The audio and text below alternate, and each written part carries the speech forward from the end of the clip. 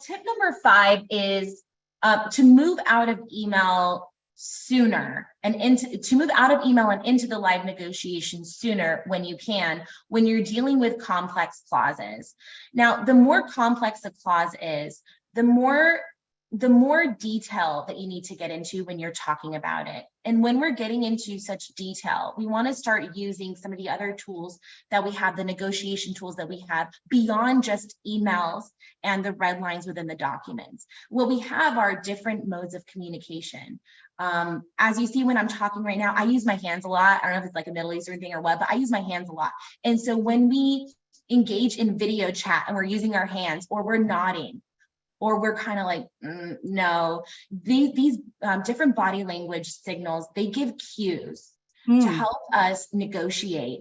And when we're dealing with complex clauses and the other side maybe isn't giving everything away, or maybe they don't understand the clause or why you're asking for something, getting these emotional cues helps us process where we are with the other party and helps us understand where they are with this concept.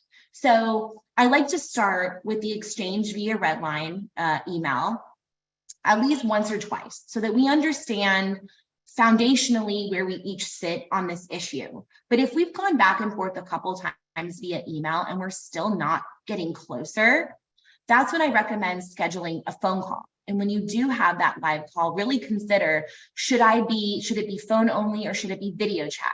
These days, I think we're all pretty used to being on webinars and Zooms. And I think as the lead negotiator, as the contracts professional, it's really nice to have your video turned on, and it shows your presence, that you're showing up and you're here and that you are really engaged and you care about this negotiation. And then share your screen with the latest set of red lines. This is important. You shouldn't be negotiating a limitation of liability clause like up in the air, up in the clouds. You should share your screen so that both parties are looking at the same language. And even if you want to get into live drafting together sometimes, which is, okay, so you're saying you're okay with this, but you want to change this. Type it out. How does this look to you now?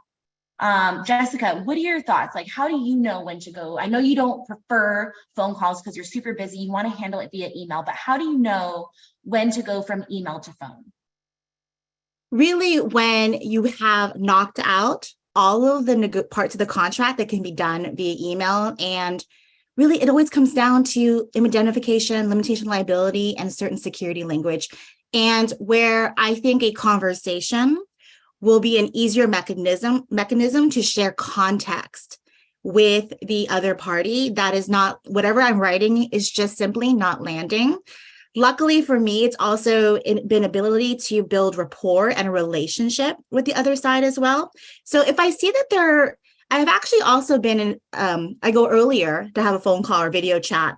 If I see that their style is very combative or competitive, I'm like, that is completely unnecessary. Let's hop on a call and you can see that I'm not going to be that way. And I set the tone of the relationship or I reset it from combative to collaborative with the video chat.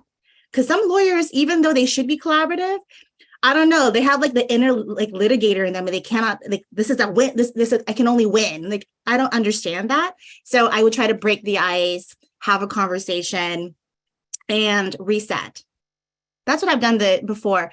Nada, you know me, like I'm queen of, to do that, I do that in different ways to map to the person I'm talking to. Is it a mom joke?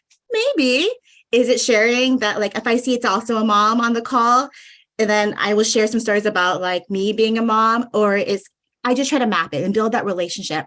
Fun fact is a lot of my friends and even Lexion clients are folks that I've negotiated against over my legal career. Yeah, it's really great to have built that relationship. And, even when you and I, like, we do deals together, we work together and we're friends. So having that relationship really does help you kind of make that connection a little bit better and hear each other a little bit better. So even if this is a brand new person, spend a few minutes connecting with them before you dive in to the complex stuff.